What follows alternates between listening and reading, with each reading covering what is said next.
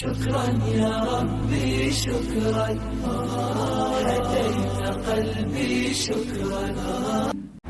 ஒவ்வொரு தொழுகைக்கு பின்னால் அதிகமாக நபி ஸல்லல்லாஹு அலைஹி வஸல்லம் ஓதிய துஆக்கள் என்ன என்று ஹதீஸ் கிரந்தங்களை திறந்து வைத்து ஆய்வு செய்தார். அல்லாஹும்ம அன்தஸ்ஸலாம் மின்கஸ்ஸலாம் அதிகமாக ஓதியிருக்கிறார். அதுபோன்றே இப்பொழுது சொல்லப்பட்ட இந்த துஆவையும் லா மானி லிமா அதைத வலா மூதி லிமா மனாத் என்ற இந்த கலிமாவையும் நபி ஸல்லல்லாஹு அலைஹி வஸல்லம் துஆவாக ஓதியிருக்கிறார். என்ன, ஏன் இதை ஓத வேண்டும் என்ற இந்த கேள்விக்கு தொழுகைக்கு முன்னால் எந்த வியாபார தொடர்புகளில் அவர்களுடைய சம்பந்தம் இருந்ததோ அதையெல்லாம் அப்படி அப்படியே போட்டுட்டு ஹய்யா அலல் ஸலாஹ் ஹய்யா அலல் ஃபலாஹ் அல்லாஹ் அக்பர் வாங்க சீக்கிரமான்னு சொன்னா அப்படியே போட்டு வந்துட்டாங்க.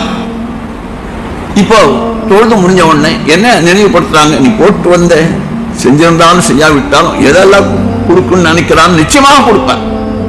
லாமா நீலிமா ஆட்டை அல்லாஹ் கொடுக்க நினைச்சா நிச்சயமா அதை யாராலும் தடுக்க முடியாது. வலா மூத்தி லிமா மனாத் ரப்பை நீ எதை தடுத்து விட்டாயோ அதை கொடுப்பதற்கு யாரும் இல்லை.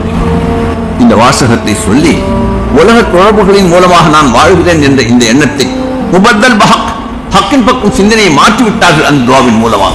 நானும் ஓதுறேன், ஓதுனால ஒன்றும் வேலைக்காகும், உணர்வு தான் அங்கு முக்கியம். شكرا يا ربي شكرا